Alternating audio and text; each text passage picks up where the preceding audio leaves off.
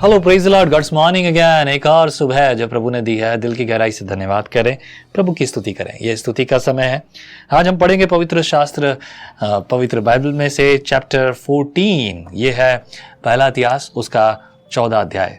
दाऊद यरूशलेम में दाऊद के कार्य बहुत खूबसूरत है।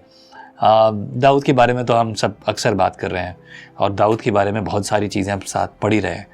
तो चलिए शुरुआत करते हैं। 14 अध्याय पहले वचन में लिखा है, सौर के राजा हीराम ने दाऊद के पास दूत भेजे और उसका भवन बनाने को देवदारू की लकड़ी और राजमिस्त्री और बढ़ई भेजे। जब दाऊद को निश्चय हो गया कि यहोवा ने उसे इज़राइल का राजा करके स्थिर किया है, क्योंकि उसकी प्रजा इज़राइल के निमित्त उसका राज्य अनंत बढ़ गया है, मतलब बहुत बढ़ गया था, अत्यंत बढ़ गया। देखिए, ये भी एक बात है। दाऊद को अब निश्चय हुआ है कि उसका जो है राज्य प्रभु यहोवा ने स्थापित कर दिया है। नहीं तो बहुत समय तक वो परेशान रहा और अभी लोग मान रहे हैं, नहीं मान रहे हैं, बहुत कुछ। अभी दाऊद को निश्चय हो गया है और वो देख रहा है कि जो राज्य है वो अत्यंत बढ़ गया है और इसी वजह से उसको हियाव है। 3 पद में लिखा है, यरूशलेम में दाऊद ने और स्त्रियों से विवाह कर लिया और उनसे और बेटे बेटियां उत्पन्न हुई। उसकी जो संतान यरूशलेम में उत्पन्न हुई उनके नाम ये हैं, शम्मू, शोबाब, नातान, सुलेमान, यिभार, एलिशू, एलपेलेत, नोगह, येपेग, यापी, एलिशामा, बेलियादा और एलीपेलेत। पलिश्तियों दाऊद की विजय। जब पलिश्तियों ने सुना कि पूरे इज़राइल का राजा होने के लिए दाऊद का अभिषेक हुआ, तब सब पलिश्तियों ने दाऊद की खोज में चढ़ाई की। यह सुनकर दाऊद उनका सामना करने को निकल गया। पलिश्ती आए और रपाइम नामक तराई में धावा बोला। जब दाऊद ने परमेश्वर से पूछा, क्या मैं पलिश्तियों पर चढ़ाई करूं और क्या तू उन्हें मेरे हाथ में कर देगा? यहोवा ने उससे कहा, चढ़ाई कर, क्योंकि मैं उन्हें तेरे हाथ में कर दूंगा। इसलिए जब वे बाल परासीम को आए तब दाऊद ने उनको वहीं मार लिया। तब दाऊद ने कहा, परमेश्वर मेरे द्वारा मेरे शत्रुओं पर जल की धारा के समान टूट पड़ा है। इस कारण उस स्थान का नाम बाल परासीम रखा गया। उसके बाद 13 पद में लिखा है, फिर दूसरी बार पलिश्तियों ने उसी तराई में धावा बोला। तब दाऊद ने परमेश्वर से पूछा और परमेश्वर ने उससे कहा, उनका पीछा मत कर, उनसे मुड़कर तूत के वृक्षों के सामने से उन पर छापा मार।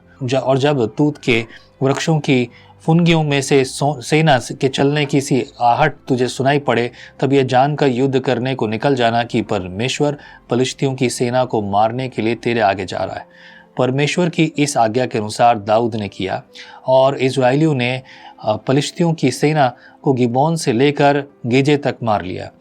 तब दाऊद की कीर्ति सब देशों में फैल गई। यहोवा ने सब जातियों के मन को उसका भय भर दिया।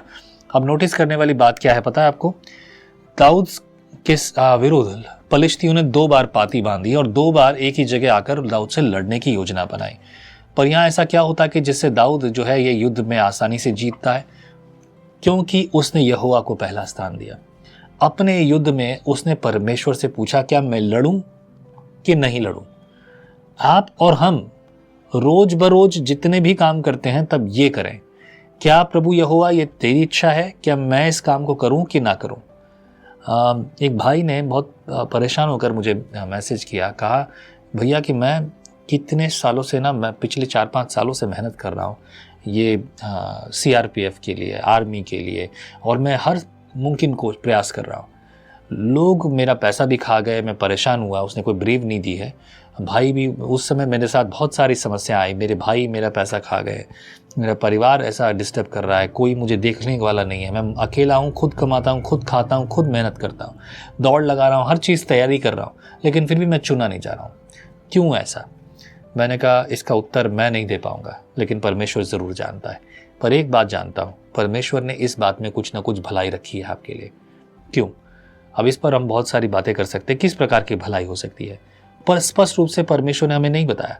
दाऊद ने ये संगति परमेश्वर के साथ रखी है, इसलिए वो सुन रहा है परमेश्वर की, क्योंकि उसने परमेश्वर को पहला स्थान दिया। छोटी बात नहीं है और ये आदि से चला आ रहा है। लोग युद्ध करने से पहले से भी कोई मुख्य काम करते हैं तो उससे पहले अपने ईश्वर को पुकारते हैं, और दाऊद ने अपने प्रभु परमेश्वर यहोवा को पुकारा है और उससे उत्तर भी मिला है। और इस बार इस उत्तर के साथ साथ परमेश्वर एक स्ट्रैटेजी भी दे रहा है, यानी कि युद्ध लड़ने की कला भी दिखा रहा है। इसीलिए दाऊद का नाम बड़ा प्रचलित हुआ। देखो, इन्होंने छुप कर जो है युद्ध लड़ा, और जो ये युद्ध लड़ा तो उस युद्ध के कारण सोचे कि कैसा नाम हुआ, कि बोले इतना अधिक दिमाग और इतना साहस कहाँ से आया। It's all about grace of God, ये परमेश्वर का अनुग्रह है। आओ हम मांगते हैं, प्रभु वैसा अनुग्रह जैसे तूने दाऊद पर किया था वैसा अनुग्रह हम पर भी कर। हमें आत्मिक रीति से तेरी मर्जी में और तेरी इच्छा में चलने की सामर्थ्य दे। तेरी महिमा सदैव होती रहे। तेरे लोगों को तू आशीषित कर, फलवंत और बलवंत कर। प्रार्थना सुनने के लिए तेरा धन्यवाद। यीशु मसीह नासरी के नाम से मैं मांगता हूँ, आमीन। प्रभु आपको बल दे, सामर्थ दे, खड़ा करे और अधिक इस्तेमाल करे। आमीन। जय मसीह की। परमेश्वर का वचन जीवन देने वाली रोटी है। आओ हम इस जीवन देने वाली रोटी का और मजा लें विजनरी टीवी पर। हम हमेशा सोचते हैं कि शायद मैं भी बाइबल कॉलेज जाकर बाइबल को अच्छे से सीखता, पर अब आपके लिए है visionary TV, deep Hindi Bible study के लिए।